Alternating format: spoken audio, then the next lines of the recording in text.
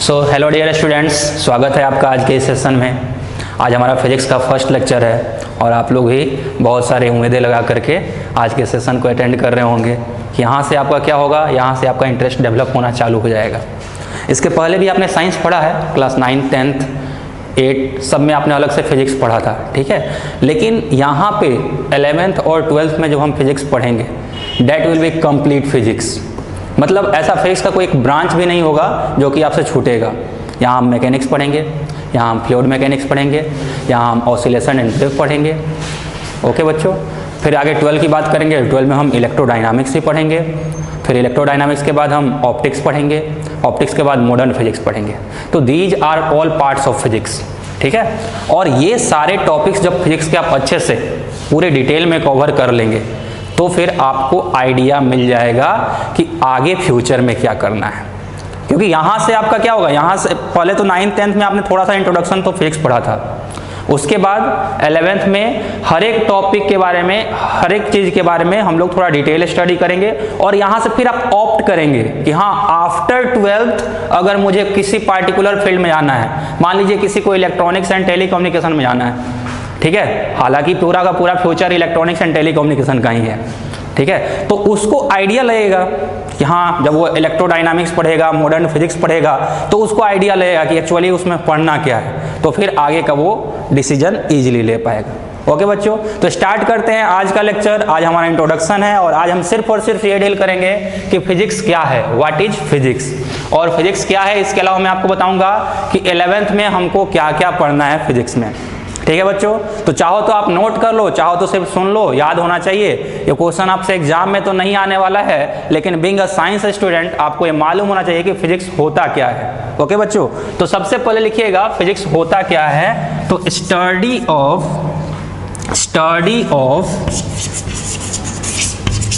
Nature and its laws is called physics. Study of nature and its laws is called physics.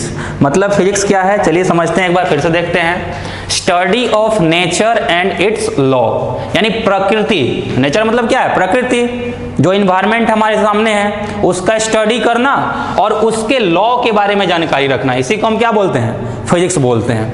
अब आप सोचिएगा physics में, तो देखो यूनिवर्स की अगर हम बात करते हैं तो यूनिवर्स का साइज देखो कितना बड़ा है। यहाँ से सन का डिस्टेंस या फिर सन से अदर स्टार्स का डिस्टेंस, तो इसके स्टडी को भी हम फिजिक्स में कवर करते हैं। जब मैं आपको ग्रेविटेशन पढ़ाऊंगा तो हम आपको बताएंगे क्या कि अर्थ जो है वो सन के अराउंड मूव कर रहा है और वहाँ पे क्या लग रहा है, वहाँ पे सेंट्रीपिटल फोर्स जो है so gravitational attractive force centripetal force का काम कर रहा है।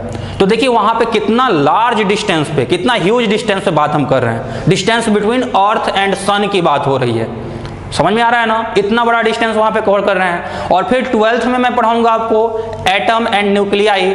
तो न्यूक्लियस के अंदर की बात जब करेंगे तो न्यूक्लियस का साइज होता है 10⁻⁻15 मीटर, ठीक है ना। न्यूक्लियस का साइज कितना होता है, 10⁻⁻15 मीटर।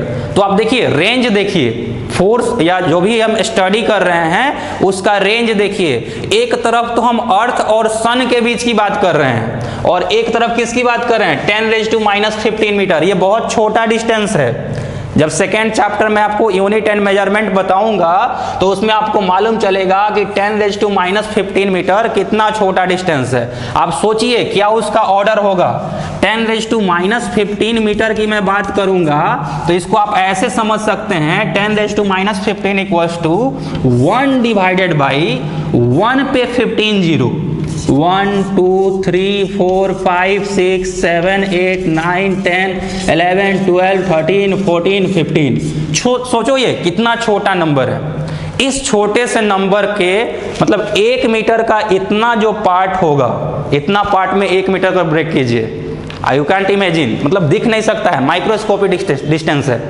माइक्रोस्कोप से अपने को क्या करना पड़ेगा, ये स्टडी करना पड़ता है, इसके बारे में जानकारी लेनी पड़ती है। तो एक तरफ तो इतना छोटा डिस्टेंस पढ़ रहे हैं 10⁻⁻15 मीटर और एक तरफ अर्थ और सन के बीच के डिस्टेंस की बात कर रहे हैं।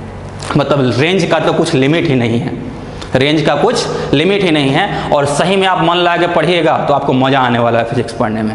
ओके बच्चों, तो सबसे पहले एक बात फिर से हम चलते हैं, what is physics? Physics is study of nature and it's law. Nature, प्रकृति के बारे में पढ़ना है और उसके सिद्धांतों के बारे में पढ़ना है।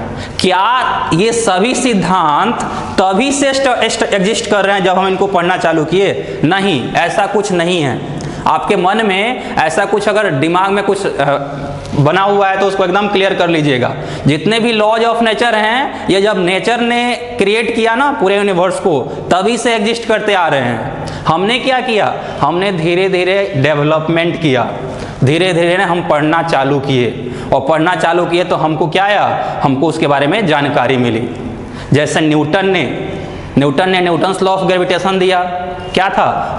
स्टोरी सबने सुना होगा कि पेड़ के नीचे बेचारा न्यूटन बैठा हुआ था, एप्पल नीचे गिरा तो वो सोचा कि एप्पल नीचे क्यों गिरा। इसके बाद उसने न्यूटन्स लॉ ऑफ ग्रेविटेशन दिया कि हर एक ऑब्जेक्ट दूसरे ऑब्जेक्ट को अपनी तरफ क्या करता है? अट्रैक्ट करता है। ठीक है बच्चों, तो क्या आपसे मैं पूछूं कि क्या ये जो लॉ था ये न्यूटन ने तो दिया, लेकिन क्या न्यूटन के लॉ देने के पहले ऐसा होता था कि नहीं होता था? बिल्कुल होता था। न्यूटन के अपने लॉ देने के पहले भी एप्पल टूट के नीचे ही गिरता था, लेकिन कोई भी ऐसा बंदा नहीं था जो कि इस बात पे सोच पाए। जो न्यूटन ने क्या किया? न्यूटन ने ऐसा सोचा कि नीचे गिर रहा है तो क्यों गिर रहा है, और उसके बाद उसने अपना लॉ दिया। तो लॉ तो पहले से एग्जिस्ट कर रहे हैं, आपको क्या करना है? आपको ढूंढना है। और ऐसे तो बहुत सारे चीज़ अभी और बाकी हैं। आप जब पढ़िएगा, मन लगा के पढ़िएगा, डिटेल में स्टडी कीजिएगा, तो ऐसा हो सकता है हमारे क्लास में से 1-2 बच्चे न्यूटन निकल जाएं, हमारे क्लास में से 1-2 बच्चे आइंस्टाइन निकल जाएं, और निकल सकते हैं, कोई बड़ी बात नहीं है। आपको क्या करना है? आपको अपना एटीट्यूड हाई रखना है, आपको अपना मोरल हाई रखना है, थॉट प्रोसेस कभी नीचे छोटा सोचना ही नहीं है। एक छोटा सा स्टोरी मैं आपको सुना रहा हूँ। ऐसे ही जब मैं 10th पास किया था, 10th पास करके 11th में हम लोग आ गए थे, तो हीरोगिरी का सबके ऊपर भूत चढ़ा हुआ था। अब 10th पास कर गए हैं और 11th में जाना है, बीच में 3 महीना का गैप है। अब उसमें सब क्या कर रहे थे? अपने मन का जो भी मतलब सोचे थे वो सब काम कर रहे थे। हमको भी बाइक सीखने का बहुत मन था, हम बाइक सीख रहे थे उस टाइम। अब बाइक सीख रहे थे, ऑलमोस्ट हमारे सभी दोस्त क्या किए? बाइक चलाना सीख लिए। अब शाम के वक्त क्या होता था ना कि 8-10 लोग मिल के 3-4 बाइक से खूब घूमते रहते थे। हमारे फ्रेंड सर्किल में एक दोस्त था रोहन, ठीक है अभी भी दोस्त है वो, ऐसा नहीं कि नहीं है। तो वो रोहन को हम लोग बोले, रोहन तू भी सीख ले बाइक चलाना। तो बोला नहीं, मेरे को नहीं सीखना है। फिर हम लोग बोले क्यों नहीं सीखना है? बोला मेरे को पायलट बनना है, बाइक तो मैं लाइफ में कभी छूँगा ही नहीं। और सही में बच्चे का एटीट्यूड लेवल देखिए, 12th पास किया, NDA क्वालिफाई किया, आज एयरफोर्स में पायलट है। हम लोग आज भी बाइक चला रहे हैं, और वो क्या क्या चला रहा होगा, मिराज और सुकोई 30 क्या क्या। हम लोग 70-80 के स्पीड में चला रहे हैं, वो 2000 के स्पीड में चला रहा होगा। कल सिटी के ऊपर से पास हो जाता होगा, मालूम नहीं चलता होगा। ठीक है, तो इस तरह का आपको एटीट्यूड लेवल बना के रखना पड़ेगा। बड़ा सोचो, बड़ा सोचोगे तो अपने आप बड़ा बनोगे, और बड़ा सोचेंगे। लाइफ में अगर सक्सेसफुल नहीं भी हुए तो लाइफ जैसी है ना वैसे ही चलती रहेगी। जैसी लाइफ आज है ना, जितना भी गंदा स्थिति आ जाए ना, कोरोना आ गया, क्या आ गया, ये सब कुछ आ गया, फिर भी लाइफ तो ऑलमोस्ट वैसे ही चल रही है, थोड़ा सा डिफरेंस आता है। लेकिन अगर हिट हो गए ना तो कोई लिमिट नहीं है बच्चों, कोई लिमिट नहीं है सक्सेस का। Only sky is your limit, ये हमेशा दिमाग में मेंटेन करके रखिए और पढ़ाई चालू करते रहिए। ठीक है, तो यहाँ से आपको इसके पहले जो भी 9, 10th, 11, इसके पहले 7, 8, 9, 10 ये सब क्या होता था? 1-1 साल का होता था। 11th 2 साल का क्यों है? ताकि आपके दिमाग को और ज़्यादा टाइम मिले डेवलप होने का, आप अपने आप पे और ज़्यादा टाइम दे पाए। और आप सोचिएगा आगे इंजीनियरिंग क्या, तो इंजीनियरिंग का 4 साल मिलता है, कोई पूछने वाला नहीं होता है 4 साल तक। 4 साल तक आपको जिस फील्ड में काम करना है, जितना मन लगे काम करना, उतना आप काम करते हैं। ठीक है, तो ये सभी चीज़ें होती हैं। तो ये जो ज़्यादा टाइम आपको दिया जा रहा है 2 साल का, इसलिए दिया जा रहा है ताकि आप अपने आप को उस लेवल से डेवलप कर पाएँ, उस लेवल पे ले करके आ पाएँ। तो कोशिश यही करना है, इस 2 साल को हम अच्छे से इन्वेस्ट करेंगे, और अच्छे से आप इन्वेस्ट कर दीजिएगा तो बहुत अच्छा रिटर्न आने वाला है। अब इट्स डिपेंड्स ऑन यू, या फिर इन्वेस्ट कीजिए या फिर वेस्ट कीजिए, आपके ऊपर डिपेंड करता है। मेजोरिटी ऑफ स्टूडेंट्स क्या करते हैं? वेस्ट कर देते हैं। लेकिन अगर टाइम आप इन्वेस्ट कीजिएगा तो जितना अच्छा आपको रिटर्न मिलने वाला है, पैसे या कुछ भी चीज़ इन्वेस्ट कर दीजिए, आपको वैसा रिटर्न नहीं मिलने वाला है। 2 साल बाद आप सोचिए, आप मेहनत करके पढ़ रहे हैं, मन लगा के पढ़ रहे हैं, कोई अच्छे कॉलेज से BSc कर रहा है, आगे जाके साइंटिस्ट बन सकता है। 2 साल कोई अच्छे से मेहनत कर दिया, वो NDA क्वालिफाई कर सकता है, ठीक है, मतलब 12th पास करते करते ऑफिसर बन सकता है। वो कोई अच्छे से मेहनत कर लिया, डॉक्टर बन सकता है, इंजीनियर बन सकता है। मतलब दिस इज फाउंडेशन। यहाँ से आप अपने कैरियर को शेप कर सकते हैं इन डिफरेंट फील्ड। तो इसको अच्छे से यूटिलाइज किए, खूब मेहनत करके पढ़िए। ओके बच्चों, अब सब्जेक्ट पे हम आते हैं, सब्जेक्ट की बात करेंगे। तो देखिए सब्जेक्ट में अपने को क्या क्या पढ़ना है। फिजिक्स तो समझ में आ गया, फिजिक्स होता क्या है। एक बार मैं आपको सिलेबस का इंट्रोडक्शन दे देता हूँ कि कौन कौन सा चैप्टर अपने को पढ़ना है। तो एक एक करके चाहिए तो इसको आप लिख लीजिए।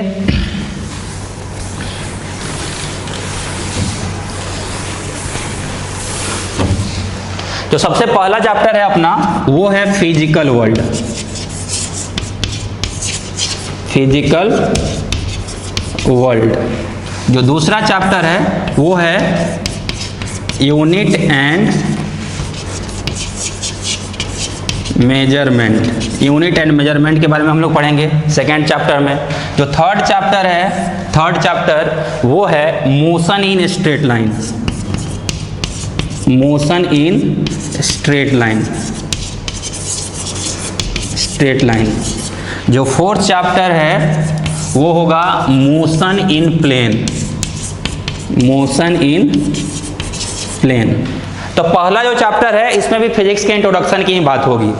जो दूसरा चैप्टर होगा इसमें यूनिट, डायमेंशन और मेजरमेंट से रिलेटेड हम बात करेंगे। कैसे यूनिट को कन्वर्ट करेंगे एक यूनिट से दूसरे यूनिट में, या फिर किस लेवल का अपने को मेजरमेंट पढ़ना रहेगा फिजिक्स में। जैसे मैं बताया ना, distance between earth and sun and distance within nucleus. इस तरह की बातें होंगी किसमें, सेकेंड चैप्टर में। थर्ड चैप्टर में अपने को क्या पढ़ना रहेगा, स्ट्रेट लाइन में मोशन। मोशन स्टडी करेंगे, लेकिन वो मोशन कहाँ रहेगा, स्ट्रेट लाइन में, यूनिडायरेक्शनल, वन डायमेंशन में। सेकेंड, उसके बाद जो फोर्थ चैप्टर रहेगा इसमें हम पढ़ेंगे मोशन इन प्लेन। कोई ऑब्जेक्ट जो है वो प्लेन में मूव करता रहेगा, 2 डायमेंशन में मूव करता रहेगा। उसका हम स्टडी कहाँ करेंगे, फोर्थ चैप्टर में। उसका फिफ्थ चैप्टर जो होगा अपना वो होगा लॉज ऑफ मोशन। इसको आप न्यूटन्स लॉज ऑफ मोशन भी बोल सकते हैं। वहीं जो न्यूटन ने 3 लॉ दिया था, याद है ना आपको। थर्ड लॉ क्या था, every action has equal and opposite reaction. आपने 9th क्लास में पढ़ा है इसको अच्छे से। उसी को और डिटेल में यहाँ पढ़ेंगे, और बहुत ही इंटरेस्टिंग चैप्टर है। यहाँ पे आप अगर मन लगा के पढ़ दिए, मतलब इस चैप्टर को बस आप मन लगा के पढ़ दिए, उसके बाद फिजिक्स के स्टडी के लिए आपको किसी की भी जरूरत नहीं पड़ेगी। क्योंकि ये चैप्टर आपने अच्छे से कर लिया ना, तो आपका इंटरेस्ट डेवलप हो जाएगा फिजिक्स में। और किसी भी चीज के प्रति एक बार अगर इंटरेस्ट डेवलप हो गया बच्चों, तो फिर किसी और की जरूरत नहीं पड़ती है आगे बढ़ाने के लिए। कैसा होता है, क्रिकेट खेलने में मजा आने लगता है बचपन में, तो अपने आप मन करता है खेलने का, और अपने आप जाके क्या करते हैं, खेलते हैं, ठीक है। और फिर किसी और को बताने की जरूरत नहीं पड़ती है कि ऐसे खेलो ऐसे खेलो। एक बार इंटरेस्ट डेवलप हो गया तो आगे का रास्ता आप खुद से तय कर सकते हैं। तो मैं तो यही बोलूंगा, ये तीसरा, चौथा, पांचवा, ये जब भी चैप्टर चले इसको खूब अच्छे से आप कर लीजिए। आगे का चैप्टर आप खुद ब खुद कर सकते हैं। हालांकि मैं तो रहूंगा ही, मैं हर एक चैप्टर आपको पढ़ाऊंगा, बहुत डिटेल में अच्छे से एक एक पॉइंट पढ़ाऊंगा। आगे चलते हैं। इसके बाद 6th चैप्टर अपने को पढ़ना है, वो देखिए कौन सा है, लॉज ऑफ मोशन। के बाद बच्चों हम पढ़ेंगे चैप्टर नंबर 6 में work, energy and power. Work, energy and power. 7th chapter जो पढ़ेंगे हम लोग, 7th में पढ़ेंगे system of particles. System of particles and rotation. And rotation, rotation के बारे में, घूमता है कोई भी चीज, क्या करता है, घूमता है, रोटेट होता है, उसके बारे में कहाँ पढ़ेंगे, 8th चैप्टर में। ये भी बहुत इंटरेस्टिंग चैप्टर है, बहुत इंटरेस्टिंग, मजा आ जाएगा आपको पढ़ने में जब इसको आप ध्यान से अच्छे से पढ़िएगा। ठीक है, कि जो डोर खोलते हैं, कभी आप सोचे हैं कि डोर जो खोलने के लिए उसका जो हैंडल लगता है, जैसे मान लीजिए ये डोर है, ये क्या है, ये डोर है, ऐसा ये दीवार रहता है, इधर दीवार रहता है ऐसे, इसको डोर को खोलना रहता है, हम यहाँ पे क्या करते हैं, यहाँ पे हैंडल लगाते हैं। आप कभी सोचे हैं कि इस हैंडल को हम यहाँ पे क्यों नहीं लगाते हैं, जहाँ पे दीवार के साथ हिंज रहता है डोर में, वहाँ पे क्यों नहीं हैंडल लगाते हैं, इधर ही क्यों हैंडल लगाते हैं? इन सभी चीज़ों के बारे में हम कहाँ पढ़ेंगे, रोटेशन में पढ़ेंगे। क्यों? क्योंकि यहाँ से खोलना आसान होगा। अगर इसको हम इधर लगा देंगे तो अपने को ज़्यादा फोर्स लगा के खींचना पड़ेगा। जितना दूर, इसको बोलते हैं axis of rotation. Axis of rotation से जितना दूर आप हैंडल रखिएगा, जितना दूर पे आप फोर्स लगाइएगा, आपको ओपन करने में क्या होगी, उतनी ही ज़्यादा आसानी होगी। तो ये सही बात है, हम कहाँ पढ़ेंगे, रोटेशन में पढ़ेंगे। रोटेशन के बाद जो अगला चैप्टर होगा वो होगा ग्रेविटेशन। सो चैप्टर नंबर 8 में हम पढ़ेंगे, chapter number 8 will be gravitation. Chapter number 9 में हम पढ़ेंगे ग्रेविटेशन के बाद कौन सा पढ़ेंगे, ग्रेविटेशन के बाद सिस्टम ऑफ पार्टिकल्स हो गया, फिर ग्रेविटेशन आ जाएगा। ग्रेविटेशन के बाद अगला आएगा mechanical properties of matter. Mechanical properties of matter, ठीक है। इसमें स्ट्रेस स्ट्रेन के बारे में पढ़ते हैं, बहुत छोटा चैप्टर है, 2 लेक्चर में ये खत्म होता है, ठीक है। लेकिन क्वेश्चन इससे से पूछते हैं। अगर आप जेईई मेंस की बात कीजिएगा, अगर आप नीट की बात कीजिएगा या फिर बोर्ड एग्जाम की बात कीजिएगा, उसके लिए बहुत इंटरेस्टिंग, छोटा और स्कोरिंग चैप्टर है मैकेनिकल प्रॉपर्टीज ऑफ मैटर। इसके बारे में अभी तक आप कुछ भी नहीं पढ़े होंगे, इसलिए इसके बारे में मैं इंट्रोडक्शन आपको नहीं दूंगा अभी। इसमें हम स्ट्रेस और स्ट्रेन के बारे में पढ़ते हैं, उस टाइम जब मैं पढ़ाऊंगा तो बताऊंगा। ये सभी चैप्टर कब चलेगा, अपना दीपावली के बाद। ऐसे तो इस बार सेशन और लेट चल रहा है, तो मेरे ख्याल से दिसंबर के आसपास आएगा ये सभी चैप्टर, ठीक है। मैकेनिकल प्रॉपर्टीज ऑफ मैटर के बाद हम पढ़ेंगे chapter number 10, that is mechanical properties of fluid. Mechanical properties of fluid, liquid, water, इन सभी के गुण के बारे में पढ़ेंगे, ठीक है। कि वाटर एक जगह से दूसरी जगह कैसे फ्लो करता है, बहुत सारा चीज़, ये भी बहुत इंटरेस्टिंग है। इसमें बर्नौलीज प्रिंसिपल के बारे में मैं आपको बताऊंगा। बर्नौलीज प्रिंसिपल जब आप पढ़ लीजिएगा तो आपको मालूम चल जाएगा कि एरोप्लेन कैसे उड़ता है, क्यों वो ऊपर लिफ्ट होता है, या जो फास्ट बॉलर बॉल थ्रो करता है, कोई भी फास्ट बॉलर जब बॉल थ्रो करता है उसका बॉल क्या होता है, स्विंग होता है। स्विंग मतलब हवा में ऐसे मूव करता है या हवा में ऐसे मूव करता है। ये क्यों मूव करता है, ये तो हम कम पढ़ेंगे मैकेनिकल प्रॉपर्टीज ऑफ फ्लूइड में, जब मैं आपको आर्किमिडीज प्रिंसिपल और बर्नौलीज प्रिंसिपल के बारे में बताऊंगा, तो उसमें अच्छे से क्लियर होगा, ठीक है बच्चों। तो ये तो हो गया अपना 10वां चैप्टर। इसके बाद हम लोग पढ़ेंगे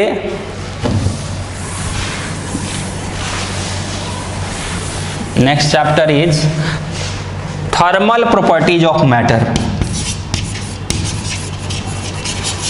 थर्मल प्रॉपर्टीज ऑफ मैटर यानी हीट एंड टेम्परेचर के बारे में इसमें पढ़ेंगे। चैप्टर नंबर 12 में हम पढ़ेंगे थर्मोडायनामिक्स में भी हम क्या पढ़ेंगे, थर्मोडायनामिक्स में भी हीट से रिलेटेड ही बातें पढ़ेंगे। चैप्टर नंबर 13 में हम पढ़ेंगे kinetic theory of gases, KTG। Chapter 13 kinetic theory of gases, GASES, gases, ये चैप्टर 13 में पढ़ेंगे। मतलब जो गैस होते हैं उसके मॉलिक्यूल्स किस तरह से बिहेव करते हैं, उनका स्पीड कितने तरह का होता है, ये सभी बातें कहाँ पढ़ेंगे, काइनेटिक थ्योरी ऑफ गैसेज में पढ़ेंगे। 13 के बाद चैप्टर नंबर 14 में हम पढ़ेंगे oscillation. Chapter number 14 will be oscillation and chapter number 15 will be waves, ठीक है बच्चों। तो इतना सारा टॉपिक कवर करने में अपने को लगेगा at least 10 to 11 months, at least 10 month, 10 महीने तो लग जाएंगे इसको अच्छे से कवर करने में। एक एक चीज़ों को हम क्या करेंगे, बहुत डिटेल में बहुत अच्छे से स्टडी करेंगे, ठीक है बच्चों।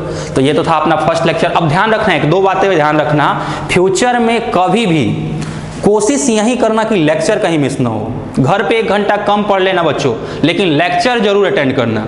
लेक्चर अगर आप मिस करते हैं तो वहाँ पे बहुत डिफिकल्टी आती है आपको। एक लेक्चर आप मिस करेंगे, आपको आने वाला 3 लेक्चर में क्या होगा, दिक्कत हो सकती है। तो आई होप आपको ये सभी बातें समझ में आई होंगी जो मैं आपको बताया about physics, introduction to physics, हमको क्या क्या पढ़ना है 11th में, ये सभी बातें मैं बता दिया। अपना जो नेक्स्ट लेक्चर होगा दैट इज टुमारो, हम क्या करेंगे, अपना सिलेबस स्टार्ट करेंगे। Thank you very much for joining today. जय हिंद।